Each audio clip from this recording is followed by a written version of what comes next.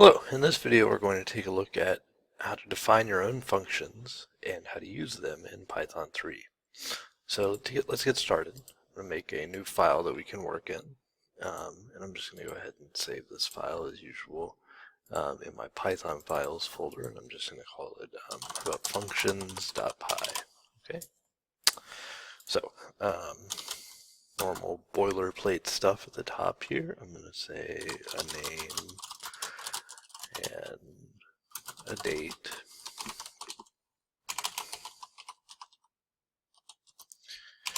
and description here, learning about functions in Python. So a function is a way to define your own command in a programming language. We've already seen some functions that are built into Python. For instance, we've seen the print function, and let's just remind ourselves how that works.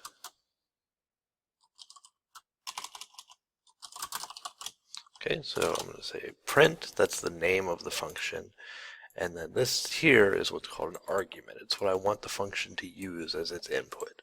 And when we run this, it takes that input and does something with it, okay? That's all well and good. We've also seen the input function. Similar idea, it takes this input, prompts the user, and then gives back a value. So I could say something like name equals input, and I could say here instead maybe enter your name, and then I can say use the print function hello name, and let's take a quick look at how that works. Your name, Mr. McNally. Hello, Mr. McNally. All right.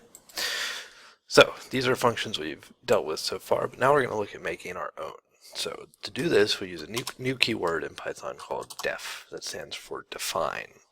And I'm just going to say my first function, and it's going to take one input, and that will be a name, for instance. Okay?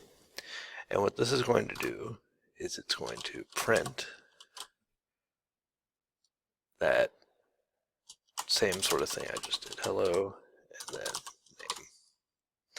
So let's take a look how we can use this new command now. I can say my first function and then give it an input, just like I would give the print command an input. See, this is now what I've defined as a new function. I've defined def, a new function, and then Amy or some example name. Let's just see what this does. So it says hello Amy. So the order of execution here, when this script runs, this line defines the function, but this code does not execute. It's just stored for later. Okay, now I understand what the command my first function means now. Python does. So if you use it later, like I do here, then we're going to refer back. So the order of execution is define this function, don't execute this line, and then next we execute this line, which refers back up to this function up here and executes the code contained within it. So that's pretty simple. And notice the syntax is very similar to what we've seen for if statements. So there's this header line here, a colon, and then anything below it that belongs to this function is indented here. In this case with 4 spaces. Okay, and then once things are no longer indented, they no longer belong to this function block. So let's look at a more complicated function that returns a value. So this function doesn't return a value, it just does something right now. But something like the input function, that does return a value, right? It gives you a value back that you can manipulate. So let's look at a function that does something like that. So I'm going to say square is going to be my function. I'm going to give it an input x. And then I'm going to use this keyword return to return back a value. So take a minute and think about what you think that this is going to do, what this function does. And then I'm just going to print out square 3. So tell me what you think, or don't tell me obviously, but just take a guess at what this is going to do when I run the program. Alright, let's look. So it prints out the number 9 over here in the Python shell. What's going on here? Well, the order of execution in this program is to define a new function called square. So this here is the name of the function, and it requires one input value, and when the function is executed, it returns whatever value you input, x, times itself. But again, the order of execution, this line is defining the function. This line is not executed. It's just defining it here. And then down here I'm saying print out the value returned by the function square when you input the value 3. So I call the function square with 3 as the input and return 3 times 3. And I could have stored this in a variable. I could say like answer equals square 3, and then I could print out the answer. Now, this program is going to do the same thing, but just to show you that this function now, when it's finished running, when we're exiting the function's code up here, it returns a value to the calling statement here. And then the value, this function call now represents the value that was returned, in this case 9, and that is stored by the use of the assignment operator in the variable a and s. And then I can print out that value. And the beauty of functions is that I can use them many times. So I don't have to rewrite code. I don't have to write x times x, or I don't even have to think about how that's working. So down here I could say instead square a bigger number, 20. And I could run the module and I get 400. 20 times 20 is 400, okay? And now let's look at functions that can take more than one input. So now we've got the square function, that's fine. Let's look at, how about one called smallest, and it's going to take in two numbers. I'm going to call them n1, or I'm going to say num1 and num2. What I want this function to do is to return whichever number is smaller, number 1 or number 2. So think about how we could do that.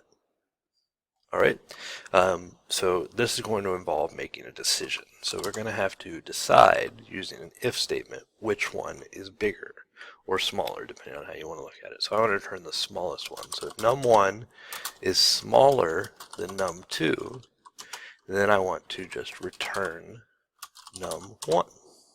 Right? Because that means it's the smaller of the two numbers. And then I can go ahead and say else, otherwise that must mean that num2 is smaller than num1, or they're equal, in which case it doesn't really matter which one I return, right? Return num2. So let's take a look at this. I'm going to go ahead and print out, because remember, if we just say something like smallest 3, 5, well, this will run, but it's not going to show us anything because we didn't print out anything, right?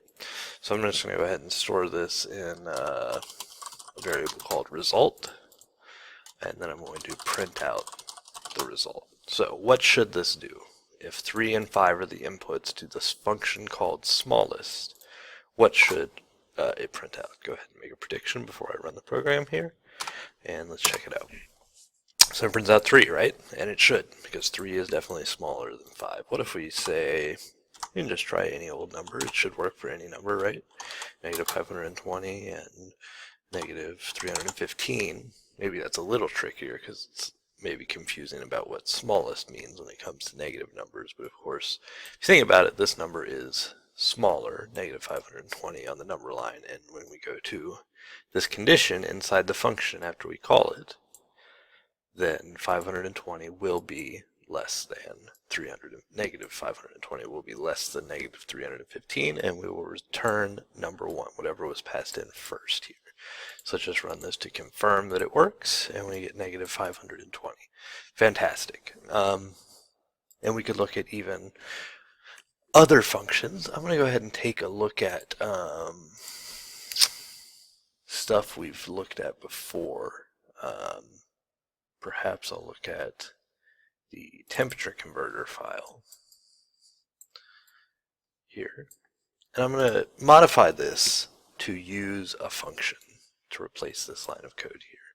So I'm going to say I want to define a convert.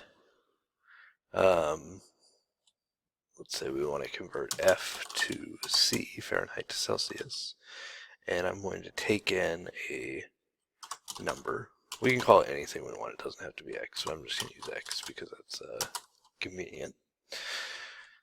Convert Fahrenheit to Celsius, and then here's what I want to return. I want to return, instead of f, now I've got x inside this function. I want to return 5/9 times the quantity x minus 32. And now down here I can just say convert f to c of f, whatever was input. So this is a program that we saw is an example problem for week 1's homework assignment. It asks somebody to enter in the temperature in Fahrenheit, converts that to a number, because remember input always returns a string, so we have to convert it to a floating point number. And then now we're going to call, before we just had this formula here directly, but now we're going to call this function convert Fahrenheit to Celsius. And it'll return, it'll do the same thing of course, but there's a lot of power in being able to break down your code, and we'll talk about that in a moment, into functions. Let's just run it real quick and make sure that it works as intended. So enter temperature in Fahrenheit, 212 is the boiling point of water, 212 degrees Fahrenheit. That should be 100 degrees Celsius, and indeed the program still works. Fantastic. So this process of breaking programs down into sub-programs or functions is called procedural abstraction. So it's actually a very powerful way to think about writing programs for a number of reasons. One is that you can just think about this high-level stuff. You don't have to care. Somebody else could have written this, and it could be available to you as code somebody else wrote. You don't have to worry about the details of how that conversion is actually done. You just you say what I want to do. Literally, I want to convert Fahrenheit to Celsius, and I'm giving you a number in Fahrenheit to convert. I don't want to worry about how that's actually done. I just know what I want to do for my particular program. Okay? That's one aspect of why this is a very powerful tool. Another aspect is that it allows you to break things up. So say that you're working with somebody on a large project like designing a game, and one person wants to take care of how to check if the player wins, and another person wants to take care of kind of the larger design of the overall game. Well, when it comes to designing the game, the person designing the game doesn't want to have to worry about, oh, how do I check if they've won the game if we're playing checkers or something, for instance. They can just say, if the player has won, print out the winning message. Don't worry about how all the details of figuring that problem out. So that's one of the powers of this thing called procedural abstraction. I'll just type that on the screen. And this is a very, abstraction in general, kind of only worrying about the high-level details of something. That's a very important concept in computer science more broadly. So let's get to practicing with writing your own functions. And I'll see you in the next video. We're definitely going to spend a good deal of time on this topic because functions are very important and powerful. A lot of functions are already built into Python, so these things like string and float, those are also functions you may have noticed. Those are taking in a value and returning them back to the calling statement. And then we'll also eventually start to learn about modules that we can import into our programs, code written by other people. Again, this is the power of procedural abstraction and code reuse. And then we're going to use functions that other people have written to do things for us that are pretty complicated, like drawing graphics on the screen or computing some complex mathematical operation and things like this. Thanks for your attention, and I'll see you in the next video.